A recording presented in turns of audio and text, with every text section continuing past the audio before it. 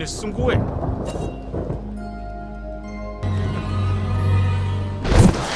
Movie की कहानी शुरू होती है 1192 से और हमें मंगोल का एक राज्य दिखाया जाता है। वहीं हम तेमुजिन नाम के एक खान को देख पाते हैं जो असल में मंगोल के एक राज्य का खान हुआ करता था, जिसे किसी अन्य राज्य के लोगों ने कैद करके रखा हुआ है। अब यहाँ पर खान वे लोग होते हैं जो किसी राज्य या किसी सेना का लीडर हो। इसके बाद तेमुजिन अपनी कुछ पुरानी यादों को ताजा करता है और हमें फ्लैशबैक दिखाया जाता है और हम प्रेजेंट से पहुंच जाते हैं 1172 में, यानी प्रेजेंट से 20 साल पहले, जहां हम एसुगी नाम के एक खान को देखते हैं जो अपने कुछ सैनिकों के साथ अपने 9 साल के बेटे तेमुजिन के लिए लड़की ढूंढने के लिए दूसरे राज्य में जा रहा है। अब रात होने पर वे लोग अपने एक दोस्त के यहाँ पर ठहरते हैं। अब सुबह होने पर तेमुजिन को बोरते नाम की एक लड़की नजर आती है, जिसे देखकर वह उससे बातें करने की कोशिश करता है। अब उन दोनों के बीच कुछ बातें होती है और इस दौरान तेमुजिन बोरते को बहुत ही ज्यादा पसंद करने लगा था और वह सोच लेता है कि वह बोरते को ही अपनी पत्नी बनाएगा। इसके बाद एसुगी अपने दोस्त के वहाँ भी तेमुजिन को कुछ लड़कियां दिखाने लगता है, जिसमें बोरते भी थी। अब यह एसुगी तेमुजिन को बताता है कि उसे इन लड़कियों में से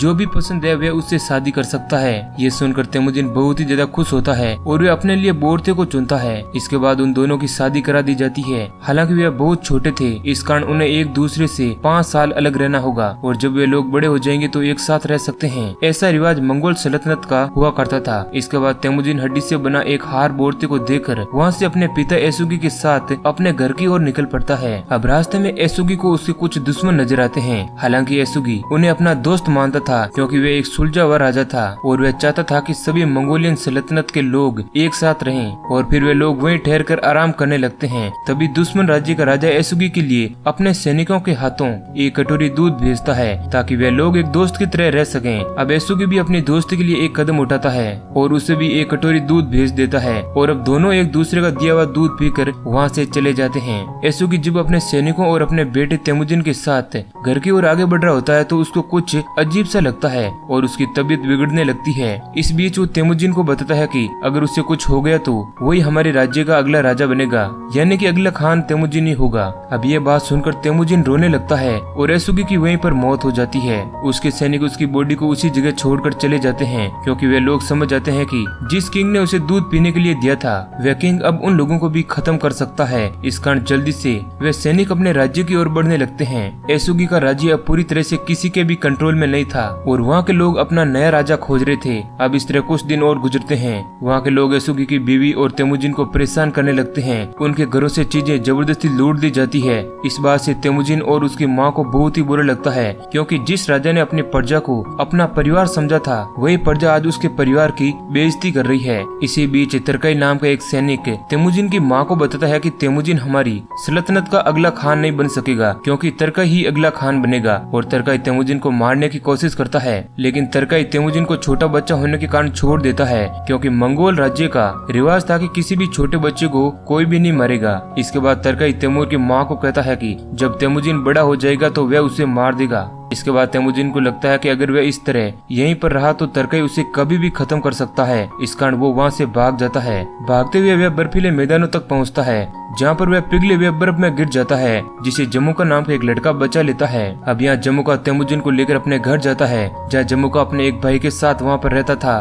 अब वो सभी लोग साथ मिलकर खाना खाते हैं और एक वादा करते हैं कि वे हमेशा तीनों भाई की तरह अपनी जिंदगी ऐसे ही बिताएंगे। अब अगली सुबह जब वे तीनों बर्फीले मैदानों में घूम रहे होते हैं तभी तरकाई के कुछ सैनिक वहाँ आकर तेमुजिन को वहाँ से ले जाते हैं। इसके बाद तेमुजिन को एक लकड़ी के पल्ले से बांध दिया जाता है और तरकाई उससे कहता है कि जब तक वह बड़ा ना हो जाए वह उसे इसी तरह बंदी बनाकर रखेगा। इस दौरान एक हकीम तेमुजिन का ख्याल भी रखता है और उसे खाने के लिए खाना भी दिया करता था और रात दिन उसकी ही देखभाल करता था। अब एक दिन बहुत ही तेज बारिश हो रही थी, तब उस हकीम को तेमुजिन पर तरस आ जाता है और वह तेमुजिन के पास जाकर उसे खोल देता है और साथ ही वह उसे इस गाँव से भाग जाने के लिए कहता है। अब तेमुजिन भी ऐसा ही करता है और वह भागते हुए एक टेम्पल में पहुँचता है जहाँ वह भगवान से अपने लिए कुछ पावर और सही रास्ता बताने के लिए कहता है। इस दौरान हम वहाँ पर एक वेयरवुल्फ को देखते हैं जिसके आने के बाद तेमुजिन के गले में लगा हुआ वह लकड़ी का पल्ला टूट जाता है। अब इसके बाद तेमुजिन को अपनी जिंदगी काटते हुए बहुत साल हो जाते हैं और कहानी बढ़ती है 1186 में जहाँ हम देखते हैं कि तेमुजिन अब जवान हो चुका था। लेकिन अब उसे एक बार फिर से तरकई और उसके कुछ सैनिक बंदी बना लेते हैं, क्योंकि तेमुजिन अभी भी उसी राज्य में रह रहा था। इसके बाद तरकई के सैनिक उसे उसी तरह लकड़ी के पल्ले से बांध देते हैं। अब इसी बीच तरकई तेमुजिन को बताता है कि वह उसे इतनी आसानी से नहीं मारेगा, क्योंकि वह उसे तड़पा तड़पा कर और उसे बेइज्जत करके ही मारेगा। अब कुछ दिन गुजरते हैं और हम एक बार फिर से उसी हकीम को देखते हैं, जो एक बार फिर से तेमुजिन की देखभाल करने लगता है और साथ में वह उसे मजबूत भी करता है ताकि वह टूटे ना। तेमुजिन अपने पिता की तरह एक बहुत ही सीधा साधा और सुलझा हुआ व्यक्ति था, जो किसी तरह का छल कपट नहीं जानता था। हकीम उसे इस तरह से मोटिवेट करता था ताकि वे अपनी लाइफ को बिना किसी ट्रबल के जी सकें। अब एक रात तरकई तेमुजिन को बेइज्जत करता है, हालांकि तेमुजिन उसकी बातों को ज्यादा सीरियस नहीं लेता है और थोड़ी ही देर बाद वह चालाकी से अपने आप को आजाद करा लेता है और उसी लकड़ी के पल्ले से वो तरकई के ऊपर अटैक करने लगता है। इस दौरान वो तरकई को बहुत ही ज्यादा घायल कर देता है, लेकिन तरकई अभी भी नहीं मरा था और मौका देकर तेमुजिन भी वहाँ से भाग जाता है। इसके बाद भागते हुए तेमुजिन अपनी पत्नी बोरते को लेने के लिए उसके गाँव पहुँचता है। अब तेमुजिन को देखकर बोरते बहुत ही ज्यादा खुश होती है। हालांकि तेमुजिन कई सालों बाद लौटा था, इस बात से उसे थोड़ा बुरा भी लगता है। अब यहाँ तेमुजिन अपनी वाइफ को लेकर अपने गाँव आ जाता है और तेमुजिन की माँ उन दोनों को देखकर बहुत ही ज्यादा खुश होती है। हालांकि उसको उन लोगों की जान की फिक्र होती है, क्योंकि तरकई आए दिन उन लोगों को परेशान किया करता था। इसके बाद तेमुजिन बिना डरे उसी गाँव में अपनी माँ और अपनी पत्नी के साथ रहने लगता है और इस तरह से अब 1 साल और गुजर जाता है और वहाँ के लोग अब तेमुजिन को ही अपना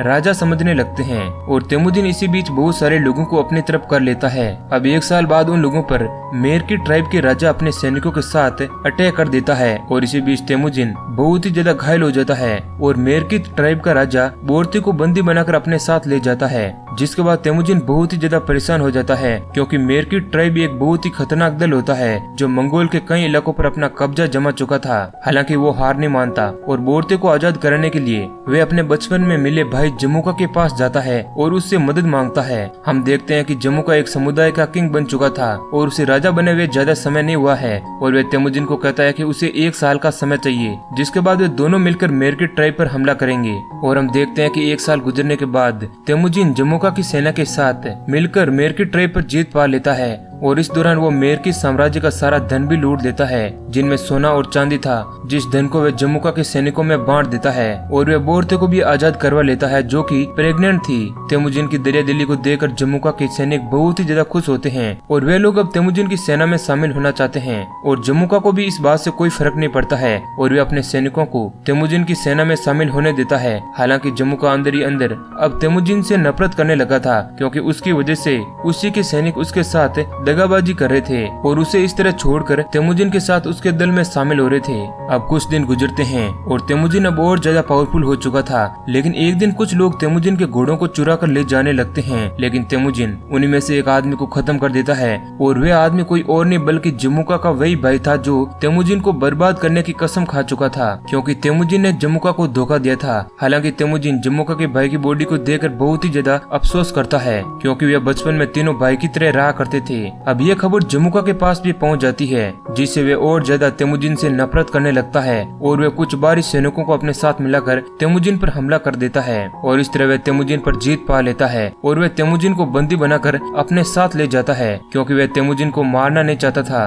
दरअसल उसमें अभी भी तेमुजिन के लिए प्यार था, क्योंकि बचपन में उन लोगों ने कसम खाई थी कि वे जिंदगी भर भाई की तरह ही रहेंगे। अब इस तरह कुछ दिन गुजरते हैं और तेमुजिन जमुका की ही कैद में रहता है, जहाँ उसे लोग बहुत ही बुरी तरह से ट्रीट करते हैं और उसका मजाक भी उड़ाते हैं। अब एक दिन एक मोंक उसके पास आता है और वह उसे उसके परिवार के बारे में जानकारी देने का कहता है, लेकिन उसे एक वादा भी करना होगा कि वह कभी भी मोंक की सल्तनत पर अटैक नहीं करेगा, क्योंकि उस मोंक को लगता है कि तेमुजिन एक बहुत ही बुरा राजा है जो इस पूरी दुनिया पर अपना कब्जा करना चाहता है। हालांकि ऐसा बिल्कुल भी नहीं था। अब तेमुजिन भी उसकी बात को मान लेता है और उसे वही हड्डी से बना हुआ हार देता है और वह अपनी पत्नी के पास भेजता है। वह कहता है कि बोरते को वह बताए कि तेमुजिन अभी भी जिंदा है। अब इस तरह कुछ दिन और गुजरते हैं और वो मोंक बोरते की तलाश में आगे बढ़ता है, लेकिन वो बोरते के पास पहुंचने से पहले ही अपने बुढ़ापे के कारण मारा जाता है। लेकिन इस दौरान वह अपने एक साथी को तेमुजिन द्वारा दिया गया वह हार दे देता है और किसी तरह से वह उसे बोरते के पास पहुंचा देता है, जिसके बाद बोरते समझ जाती है कि तेमुजिन अभी भी जिंदा है, जिसे ढूंढने के लिए बोरते जमुका के राज्य में पहुंचती है और बड़ी ही चालाकी से उसे ढूंढने लगती है। इस दौरान वह उसी जगह पहुंच जाती है जहाँ पर तेमुजिन को कैद किया गया था, जहाँ पर वह कुछ पैसे एक सैनिक को रिश्वत के तौर पर देती है, जिसकी मदद से बोरते तेमुजिन को रिहा करा लेती है और फिर तेमुजिन और बोरते उसी राज्य से वापस बोरते के गांव पहुंचते हैं, जहां तेमुजिन को पता चलता है कि बोरते ने जुड़वा बच्चों को जन्म दिया है, जिन्हें देखकर तेमुजिन बहुत ही ज्यादा खुश होता है। लेकिन बोरते उसे बताती है कि इस दौरान उसे बहुत सारी परेशानियों का सामना करना पड़ा और वही जानती है कि किस तरह उसने इन बच्चों को पाला है। ये सुनकर तेमुजिन बहुत ही दुखी होता है, लेकिन अब वे लोग वहीं पर खुशी खुशी रहने लगते हैं। अब इस तरह कुछ दिन गुजरते हैं और बोरते तेमुजिन को बताती है कि मंगोल देश में मौजूद जितने भी राज्य और उनकी सल्तनत है सभी एक है, लेकिन इसके बावजूद भी वे लोग एक दूसरे को मारने और काटने पर उतारू रहते हैं। वे बताती है कि इस तरह तो सारे लोग मारे जाएंगे और जो लोग एक दूसरे को मारेंगे वे एक दूसरे के लिए भाई जैसे हैं, क्योंकि मंगोल एक ही देश है और उसमें रहने वाले लोग भी जो उस राजा की गद्दी के लिए एक दूसरे को खत्म कर रहे हैं। बोरते तेमुजिन को कहती है कि उसे एसुगी का सपना पूरा करना होगा और मंगोल को एकजुट करना होगा, जहाँ पर सारे लोग खुशी खुशी रह सकते हैं, न कि साम्राज्य के लिए एक दूसरे के कातिल बने। अब बोरते की बातें सुनकर तेमुजिन भी सोचने लगता है, क्योंकि उसे अपने पिता एसुगी की बातें याद आती है, जहाँ उसे याद आता है कि एसुगी का भी यही सपना था कि मंगोल के सारे लोग एकजुट होकर रहें। अब इसके बाद मंगोल को एकजुट करने के लिए तेमुजिन कसम खाता है और कुछ साल वो मंगोल के कई दलों के साथ उनकी सेना में रहता है और सैनिकों को इसी बीच वो एकजुट होने के लिए तैयार करता है। कई साल और गुजर जाते हैं और तेमुजिन हर दल को शांति प्रिय बनाने में कामयाब हो जाता है, लेकिन जमुका अभी भी तेमुजिन से नफरत करता था। इस कारण वह और उसका दल उसकी बातों पर ध्यान नहीं देता है, जिसके बाद तेमुजिन को ना चाहते हुए भी जमुका और उसकी सेना पर हमला करना पड़ता है और इस बार की लड़ाई में तेमुजिन जमुका से जीत जाता है, क्योंकि उसके पास बहुत सारे दलों का सपोर्ट था और जमुका की सेना अब कमजोर हो चुकी थी। तेमुजिन जमुका के सैनिकों और वहाँ के रहने वाले लोगों को बताता है कि मंगोल में रहने वाला हर आदमी एक दूसरे का प्रिय है और वे लोग दुश्मन नहीं हैं। इस कारण हमें एक साथ मिलकर रहना होगा, जिससे कि हमारे देश में शांति बने रहे। और उसकी ये बातें सुनकर सारे लोग बहुत हैरान हो जाते हैं और बहुत खुश भी होते हैं। इसके बाद तेमुजिन सारे सैनिकों को अपने दल में मिला लेता है, जिसे देखकर वे लोग बहुत खुश होते हैं और तेमुजिन के इस फैसले को वे एक ऐतिहासिक फैसला मानते हैं। इसके बाद तेमुजिन जमुका को भी रिहा कर देता है और उसे बताता है कि वो उसका भाई है, वह उसे कैसे मार सकता है। और उसकी ये बात सुनकर जमुका भी पिघल जाता है और वह उससे माफी मांगता है और फिर इसके बाद जमुका भी तेमुजिन की सेना में शामिल हो जाता है और अब इसी तरह सारे लोग एक दूसरे के साथ मिलकर रहा करते हैं। अब कुछ दिन गुजरते हैं और तरका के कुछ सैनिक तरका की बॉडी को लेकर तेमुजिन के पास आते हैं और वे तेमुजिन को बताते हैं कि वे भी उसकी सेना में शामिल होना चाहते हैं, क्योंकि तरकाई एक बेरहम आदमी था जिसने उन लोगों के ऊपर बहुत ही ज्यादा जुल्म किया था। तेमुजिन उन लोगों की बातें सुनकर उन लोगों पर बहुत ही गुस्सा होता है और उन्हें बताता है कि उन्होंने मंगोल राज्य का नियम तोड़ा है, क्योंकि कोई भी सैनिक अपने राज्य को खत्म नहीं कर सकता है। इसके बाद तेमुजिन अपने सैनिकों को तरकाई की हत्या करने वाले सैनिकों को खत्म करने का आदेश दे देता है, क्योंकि उन लोगों ने बहुत ही गलत काम किया था जो मंगोल के रिवाजों से परे था। और इसी बीच हम उस हकीम को देख पाते हैं जिसे तेमुजिन ने अपने राज्य का हकीम घोषित कर दिया है। अब इस तरह कुछ दिन और गुजरते हैं और चंगेज खान अब इस दुनिया का सबसे पसंदीदा और लोगों का प्रिय राजा बन चुका था, जिसे लोग अब चंगेज खान के नाम से पुकारते हैं। और इस तरह यह मूवी यहीं पर एंड हो जाती है। तो दोस्तों, उम्मीद है कि आपको ये वीडियो अच्छा लगा है। ऐसे ही और इंटरेस्टिंग वीडियो पाने के लिए हमारे चैनल को सब्सक्राइब करें। धन्यवाद।